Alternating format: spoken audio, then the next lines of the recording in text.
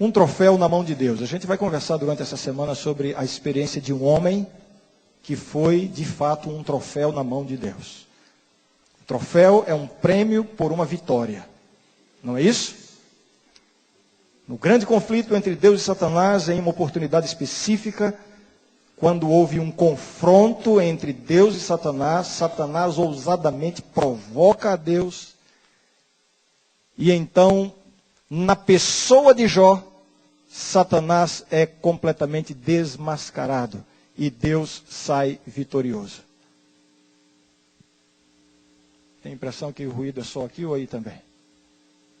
Logo, logo vai se ajustar. Então, nessa experiência, nessa história, nesse confronto entre Deus e Satanás, Jó aparece e se destaca como sendo o grande troféu da vitória de Deus sobre o diabo. Uma história impressionante. E nós estaremos toda essa semana aqui extraindo lições da experiência vivida por Jó. Eu tenho certeza que será uma bênção para cada um de nós. Antes de abrirmos a Bíblia, eu gostaria de convidá-los para orar. Porque quando a igreja ora, Deus age. Será que vocês aprenderam bem? Quando a igreja ora? Quando a igreja ora? Então vamos orar. Feche os seus olhos. Querido Pai Celestial, nesse momento, Senhor, vamos abrir a Tua palavra. Cremos, Senhor, no poder da Tua palavra. Esta mesma palavra que trouxe à existência o universo. Esta palavra que tem operado tantos milagres em toda a história do Teu povo. Agora, Senhor, está diante de nós. Será lida e será ouvida. Que esta palavra exerça uma influência poderosa e transformadora na vida de cada um de nós. Eu te peço, Senhor, de uma maneira muito especial, por aquela pessoa, Tu sabes quem é, que está precisando de uma bênção, de um milagre em sua vida. Aquela pessoa, Senhor, que está aqui em nosso meio e está, quem sabe, sendo derrotada por uma tentação, por um pecado. Está desmotivado na sua fé. Que a Tua palavra ressuscite, Senhor. Que a Tua palavra confira poder e saímos daqui transformados por Tua graça. Abençoa-nos durante o estudo que vamos fazer agora e durante toda essa semana. Nós Te oramos e já agradecemos em nome de Jesus. Amém. Amém. Por favor, abra sua Bíblia no livro de Jó. O livro de Jó, ele tem algumas características. Se vocês derem uma olhada, vão perceber que ele tem 42 capítulos.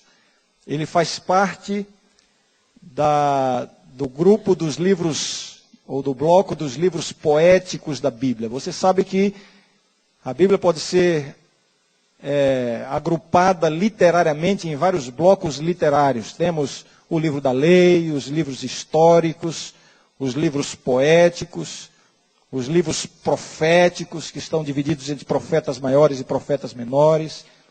No Novo Testamento temos os evangelhos, as epístolas, o livro do Apocalipse. Enfim, este é um critério literário, como se podem ser agrupados os livros da Bíblia. E o livro de Jó faz parte da categoria dos livros poéticos. E ele abre este bloco da Bíblia. É o primeiro dos livros poéticos. Jó, seguido de Salmos, Provérbios, Eclesiastes e Cantares. Aí estão os livros poéticos da Bíblia. Evidentemente, são poéticos porque foram escritos em forma de poesia. No entanto, existe uma parte do livro de Jó que não é poesia, é prosa, é história. Como eu disse, são 42 capítulos. No entanto, toda a história do personagem envolvido, a história em si, é contada em apenas 2 capítulos. Capítulos 1 e 2. Aí está a história. E esta parte não é poesia, é prosa. A história tem um desfecho nos últimos 8 versos do capítulo 42, que também é prosa, não é poesia. Portanto, o livro de Jó se divide em prosa, que é a história em si, e depois, os 40 capítulos seguintes são os discursos envolvendo os amigos de Jó, Jó, Deus, etc. Esta é a parte poética do livro. Nós cremos que o livro de Jó tem como autor Moisés. E embora ele não seja o primeiro livro da coletânea na Bíblia, ele foi o primeiro livro da Bíblia a ser escrito, portanto um livro muito antigo. Este livro tem sido destacado em toda a história. Este livro tem sido tremendamente elogiado, não somente no meio cristão, mas fora do meio cristão, como uma peça literária singular. E este livro divide também as opiniões. Existem pessoas que questionam veementemente essa história contada aqui no livro de Jó. Porque a história de Jó levanta um grande questionamento. Como é que Deus permite que o seu filho Jó, inocente, sofra tanto por causa de um conflito entre ele, Deus e Satanás? O que Jó tinha a ver com isso? Então, algumas pessoas têm, ao longo da história da humanidade, criticado muito o livro de Jó. Mas, sem dúvida, ele brilha das páginas da Bíblia como uma peça literária singular. Alguns personagens importantes na história têm atribuído a Jó um lugar especial como talvez o livro mais belo de toda a coletânea bíblica. E existem personagens ao longo da história que chegam a dizer que Jó seria talvez a mais bela obra literária produzida pela humanidade. Um livro realmente muito especial. E este personagem também se apresenta como uma pessoa em uma história muito especial. E nós vamos conhecê-lo melhor durante essa semana. Vamos concentrar as mensagens durante toda essa semana apenas nos capítulos 1 e 2, onde é contada a história propriamente dita. Como é que é essa história? No prólogo é feita a apresentação da pessoa de Jó, uma descrição da sua pessoa. Em seguida, a descrição se transporta daqui da terra para algum lugar no universo onde estão Deus e os seus filhos.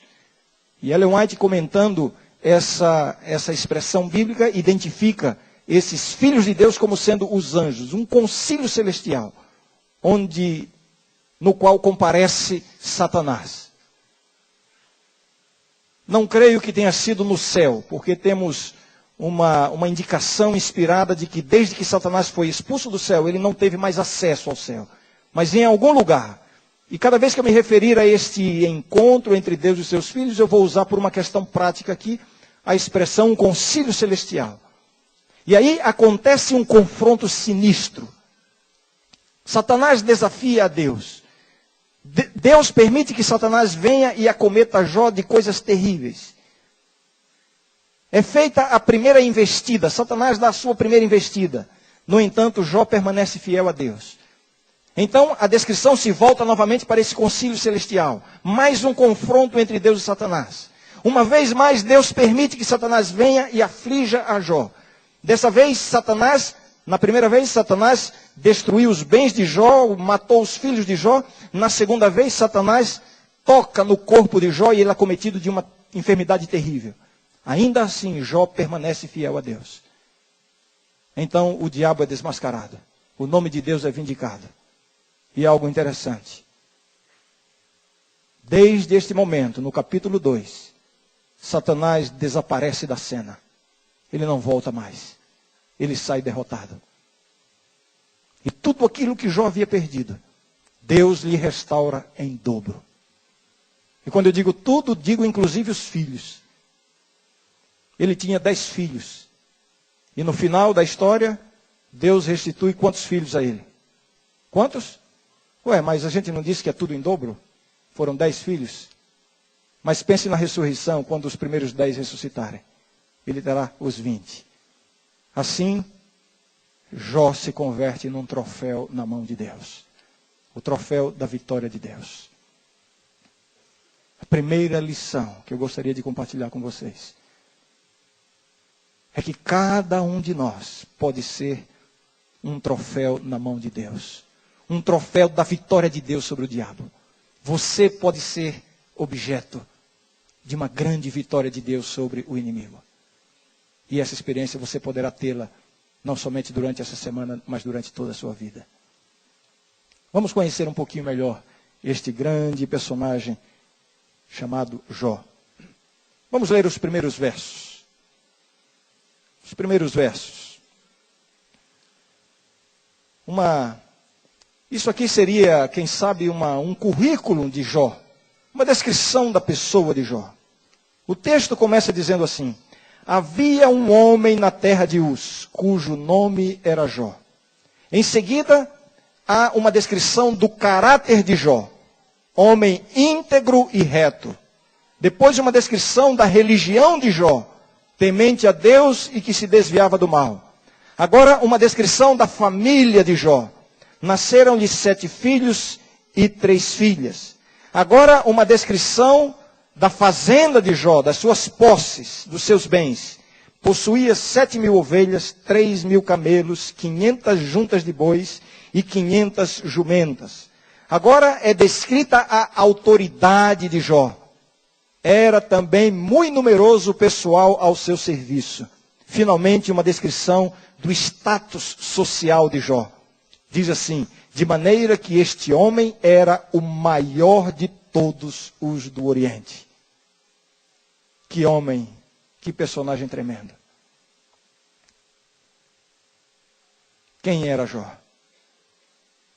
Que descrição realmente impressionante. Um homem rico, com autoridade, com influência, respeitado, cheio de bens. Tantas pessoas o serviam. Um homem que gozava o mais alto status social daquele momento, daquela época. No mundo em que viveu. Mas é interessante como a Bíblia começa a descrição desse personagem. Normalmente, quando nós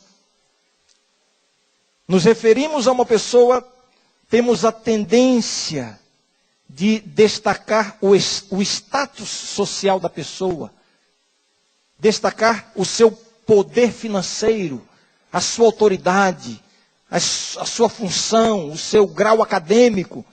Todas essas são coisas que geralmente nos impressionam a nós. E nós temos a tendência de valorizar as pessoas a partir desses elementos. Como é diferente com Deus. A Bíblia menciona os bens de Jó, a autoridade de Jó, o seu status social.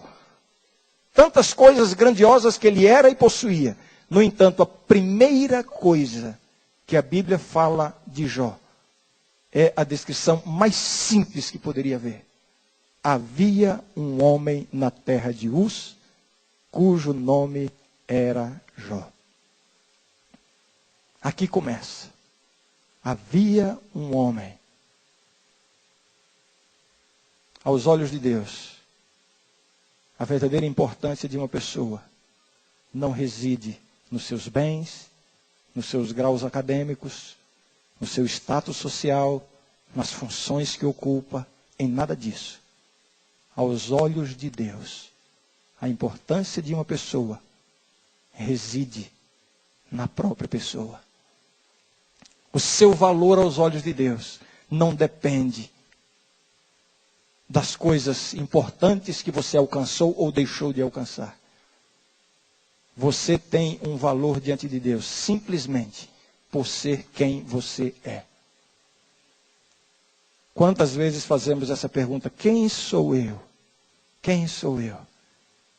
Você é um filho de Deus.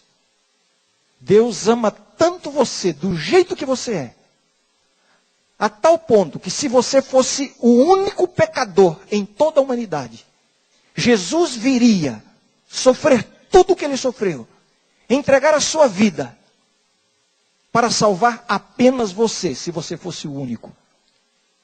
O seu valor diante de Deus está ligado simplesmente à pessoa que você é.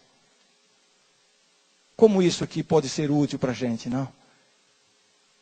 Às vezes nos sentimos desprezados, rejeitados, preteridos, traídos, esquecidos. humilhados. Mas aos olhos de Deus, você é a pessoa mais importante desse universo. Havia um homem na terra de Uz, cujo nome era Jó.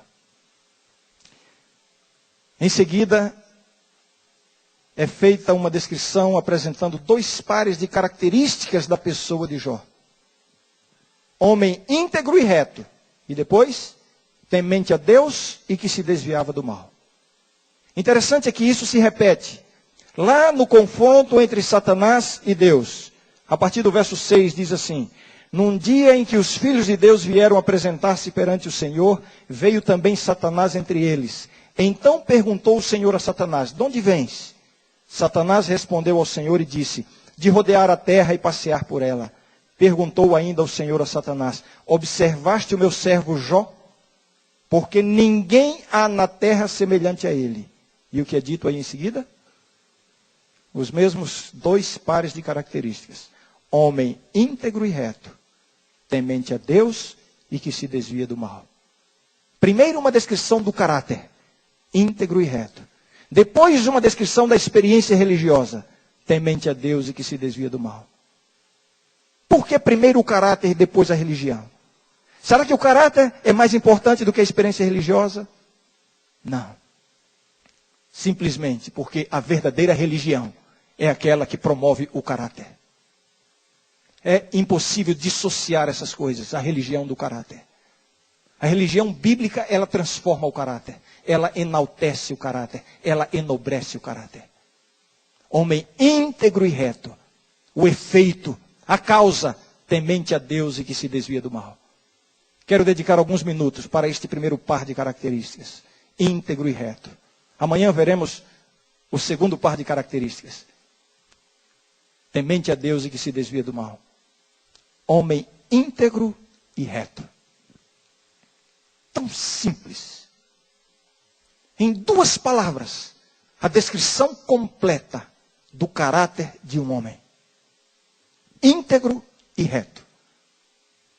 Como é impressionante como a Bíblia consegue sintetizar em tão poucas letras algo tão significativo. Homem íntegro e reto. O que significa isso? Íntegro e reto. Reto ou retidão descreve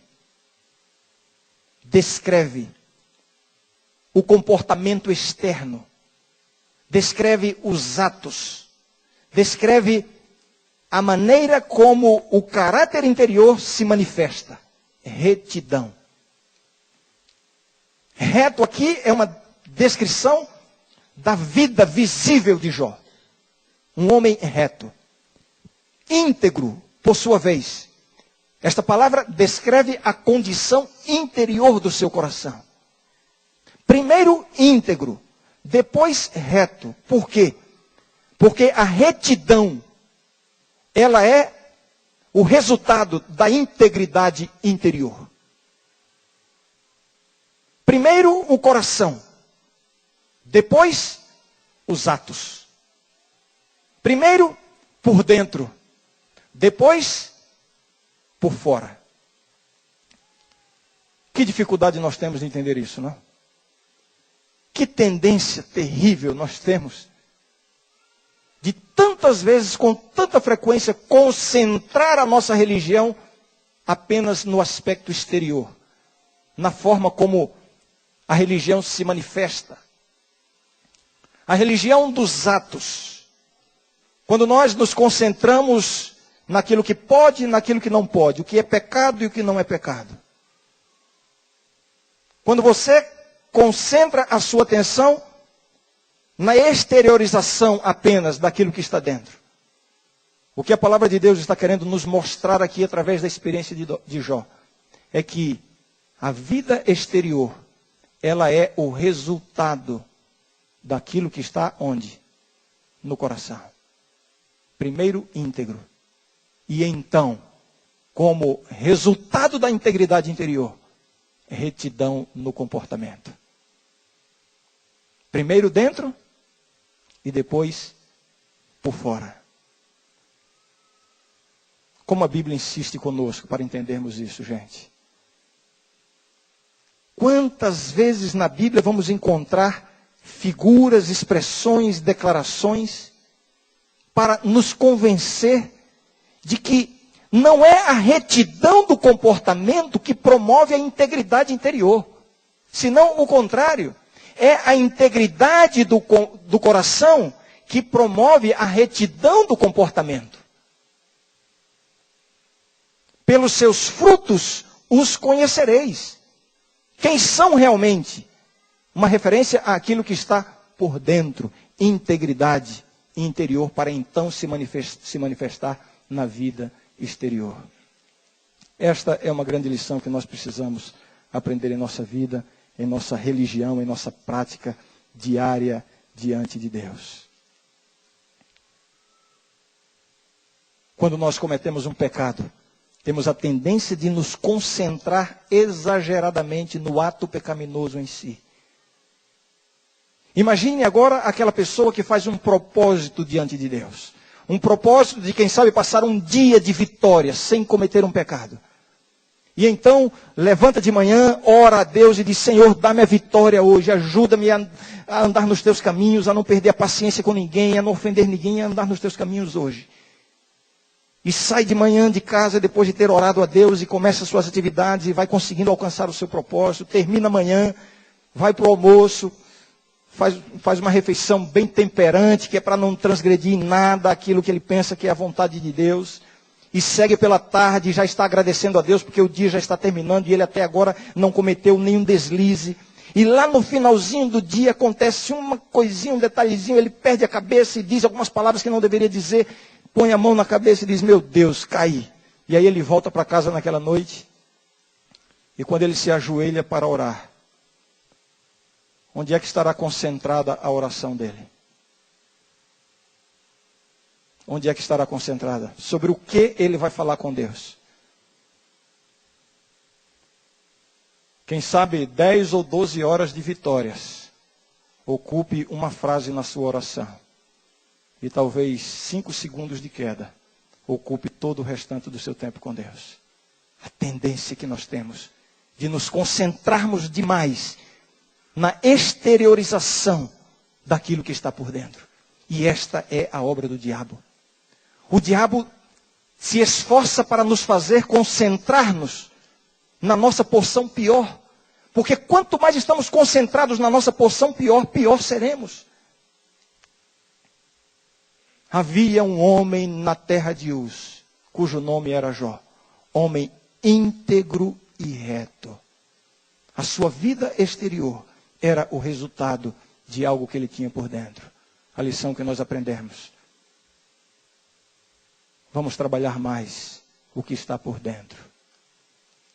Eu não estou aqui nem de longe insinuando que a expressão do exterior não tem importância.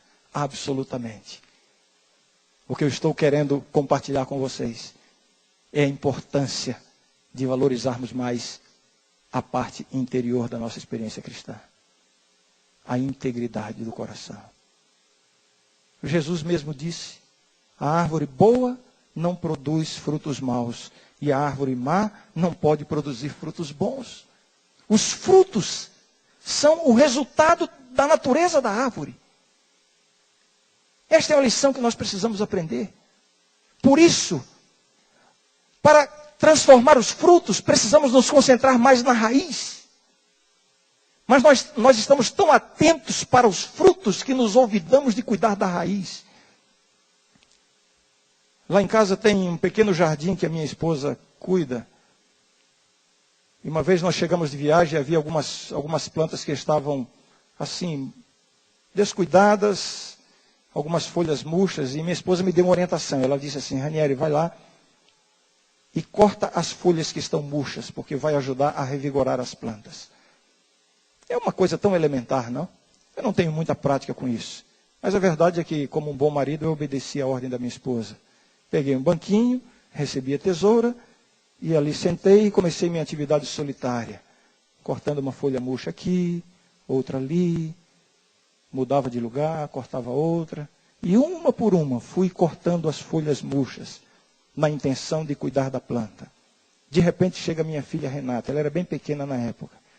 E quando ela me viu cortando as folhas da planta, pai, o que você está fazendo? Você está destruindo o jardim da mamãe. Eu disse, não filho, eu estou cuidando das plantas. Você está cuidando das plantas? Ah, pai, você não sabe cuidar de planta, coisa nenhuma. Ela estava assim, desesperada, porque me viu cortando as plantas. E eu disse, como filho, eu estou cuidando. Não, você não sabe cuidar. Eu vou te explicar como é que cuida, porque eu vejo a mamãe cuidar. A mamãe todo dia cuida dessas plantas, sabe como? Ela coloca uns negócios aqui na raiz. Ela joga água aqui como se diz, no caule, né? Ela usou outra expressão. Não é cortando as folhas. E depois de ter me dado essa lição de moral, ela virou as costas e saiu para brincar. Eu continuei a minha atividade ali, cortando as folhas. E ao mesmo tempo pensando. Demorei tanto tempo para aprender que a gente cuida dos frutos e das folhas, cuidando da raiz. Minha filha, tão novinha, já sabia essa lição. Eu não estou mais falando da planta ali do jardim.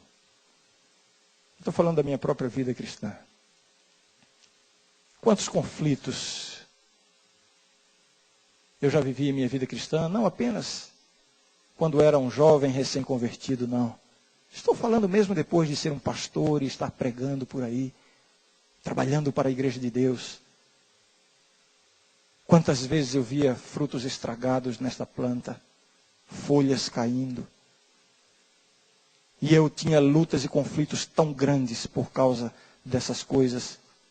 Até que um dia Deus me ajudou a entender que a melhor maneira de cuidar das folhas e dos frutos podres é alimentando mais a raiz, cuidando da raiz. Por quê? Uma árvore má não pode produzir bons frutos. Esta é a grande lição que nós precisamos aprender. A vida cristã, ela começa por dentro e depois se expressa por fora, sim. Nós temos que ter o cuidado de não incorrermos nos extremos perigosos. Né? Um extremo é aquele que diz assim, não, você tem que cuidar do seu comportamento. E estão tão concentrados no comportamento, isso pode, isso não pode, isso é pecado, isso não é pecado. Concentram toda a sua força e energia na vida cristã para os frutos e as folhas. Esta religião só promove peso de consciência, culpa e nada mais. E quase sempre um espírito crítico em relação às outras pessoas. Mas há o outro extremo também igualmente perigoso. É aquele que diz assim, não, a vida cristã, o que importa é o que está no coração. Não importa o que você faz ou o que você deixa de fazer. O que importa é que Deus sabe o que vai no coração. Esses são enganos satânicos. Havia um homem na terra de Uz, cujo nome era Jó. Homem íntegro e reto, por dentro e por fora. Comportamento, ações, palavras, tudo isso como uma expressão da integridade que estava por dentro. Jesus, de maneira tão sábia e tão eloquente, nos ensinou isso no Sermão do Monte. Foi dito aos antigos, não matarás. E aquele que matar será réu de julgamento, de juízo. Eu, porém, vos digo, aquele que se irar contra o seu próximo, já está matando em seu coração. O que Jesus está dizendo com isso? Será que Jesus está querendo dizer que é a mesma coisa? Uma pessoa se irar contra outra, ou ir lá e tirar a vida da pessoa? É a mesma coisa? Não é isso que Jesus está dizendo. E é claro que não é a mesma coisa. É claro que matar literalmente é muito mais grave do que se irar contra uma pessoa. Mas não é isso que Jesus teve em mente quando usou essa expressão. O que Jesus estava querendo dizer era o seguinte, olha, vocês estão tão preocupados e tão concentrados no comportamento, nas ações, nas expressões exteriores, que vocês não percebem que o pecado começa lá dentro. Antes de se manifestar num ato, o pecado já existe lá dentro no coração. Todo pecado público, já foi cometido em secreto. Foi dito aos antigos, não adulterarás. Eu, porém, vos digo, não adulterarás, eu, porém, vos digo, aquele que olhar para uma mulher com pensamentos impuros em seu coração, disse Jesus, já está adulterando com ela. Será que Jesus estava dizendo que é a mesma coisa? Desejar pecaminosamente uma pessoa do sexo oposto, ou ir lá e praticar o adultério com essa pessoa é a mesma coisa? Claro que não é a mesma coisa. Mas não é esse o ponto que Jesus está considerando. O que Jesus está querendo dizer é o seguinte: olha, vocês estão tão preocupados com a expressão exterior do pecado, com o ato em si, que vocês não percebem que antes de cometer o ato, vocês já são culpados diante de Deus. Porque o pecado começa lá dentro. É por isso, meus queridos, a primeira lição que eu quero compartilhar com vocês nessa noite e nesta semana é esta.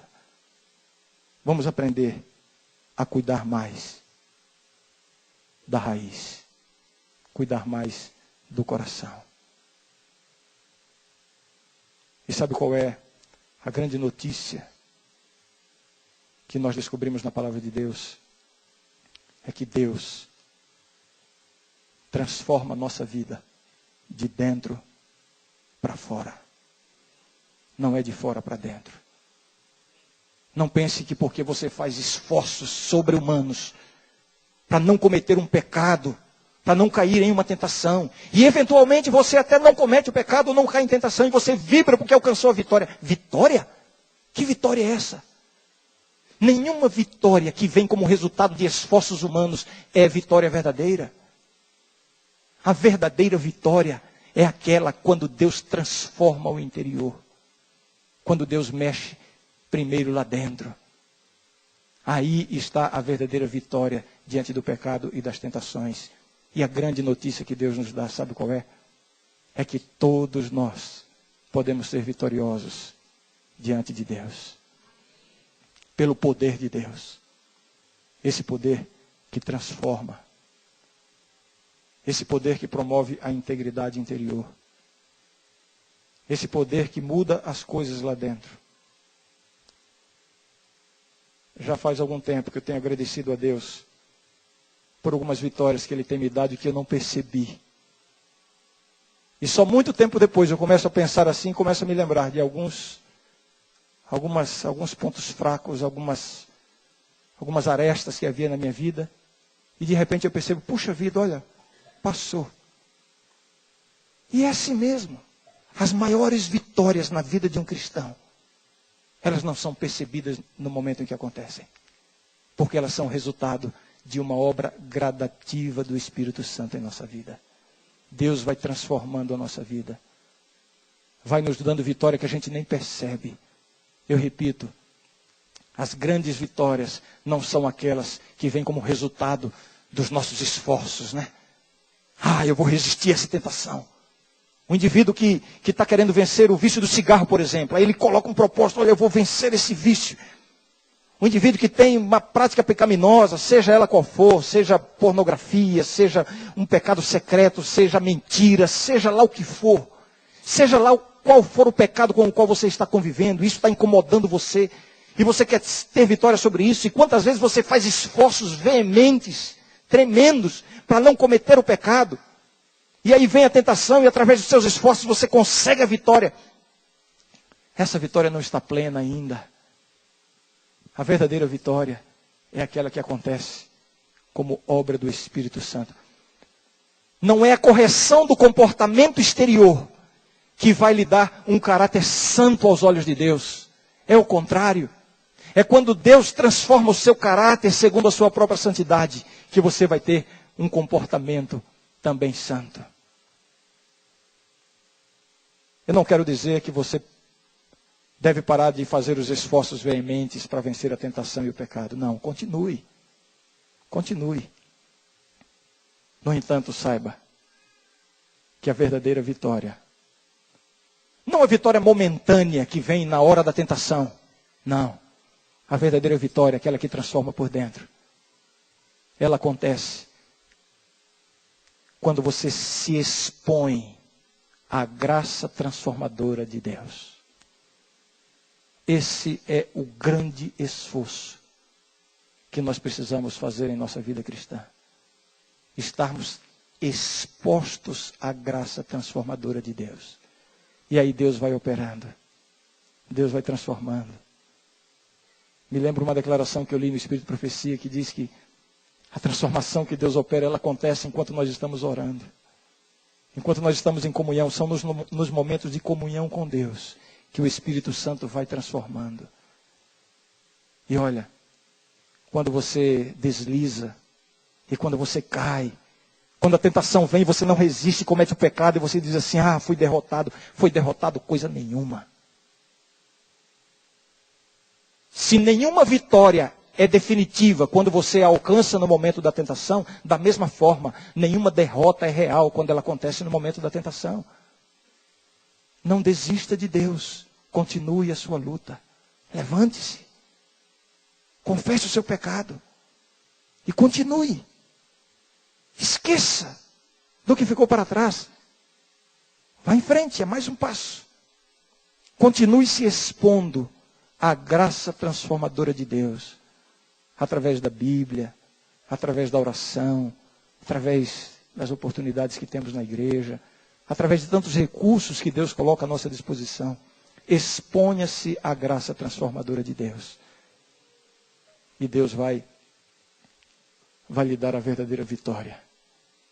A verdadeira vitória consiste em um caráter íntegro, que se manifesta numa vida reta. Havia um homem na terra de Uz, cujo nome era Jó. Homem íntegro e reto. Nós vamos assistir agora a uma cena muito bonita. O batismo do Rodrigo. Muitos de vocês conhecem o Rodrigo. O Rodrigo praticamente nasceu nessa igreja, foi criado nos caminhos dessa igreja. Seu pai é um pastor, pastor Derli. Mas o Rodrigo, como um jovem, como tantos de nós, ele deslizou, ele perdeu a sua comunhão com a igreja, mas ele continuou se expondo à graça transformadora de Deus. E o resultado está aqui. Ali está o Rodrigo, juntamente com o seu irmão, o pastor Robson Fonseca, o seu pai, pastor Derli. Aqui está, gente, uma demonstração de que Deus concede a vitória. Vitória permanente, vitória definitiva. Uma vitória que transforma de dentro para fora. Uma vitória que muda o caráter. E então essa mudança se expressa na vida exterior. Aqui está esse testemunho. Rodrigo, seja muito bem-vindo de volta à igreja. Que bom que você está aí. Um troféu na mão de Deus. O diabo tentou zombar de Deus através da vida do Rodrigo. Em algum momento o diabo deu risada de Deus na vida do Rodrigo. Mas sabe o que está acontecendo agora? O nome de Deus está sendo vindicado através dele. Aqui está uma demonstração de que nenhuma derrota é definitiva quando nós continuamos ao lado de Deus. Aqui está um troféu na mão de Deus. Prezado Rodrigo, pela sua entrega a Jesus, pela expressão da sua fé, pela sua aceitação de Cristo como seu único e suficiente Salvador, todos nós nos alegramos agora ao ver o seu próprio Pai o batizando em nome do Pai, do Filho e do Espírito Santo. Amém.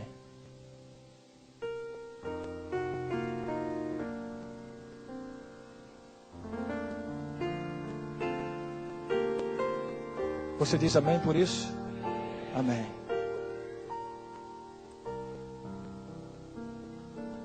Eu quero fazer uma pergunta. Será que tem alguém aqui esta noite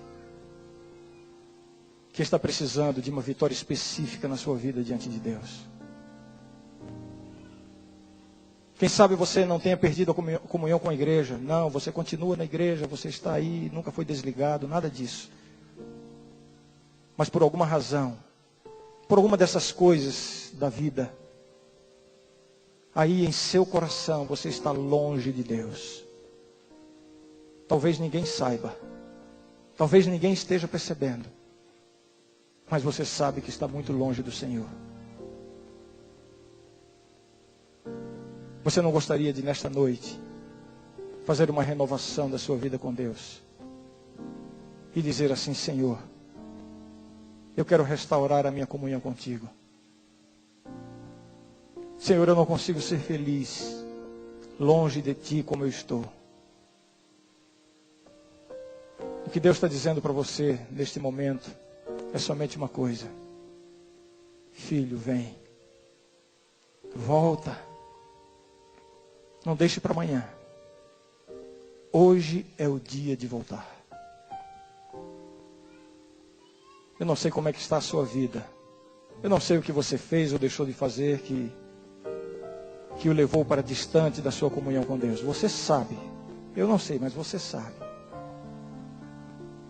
Por que você não renova a sua vida com Deus nesta noite? Deus não precisa de tempo. Deus só precisa de um coração aberto. Exponha-se à graça transformadora de Deus nesse momento. E Deus fará de você um troféu da vitória dele sobre o diabo.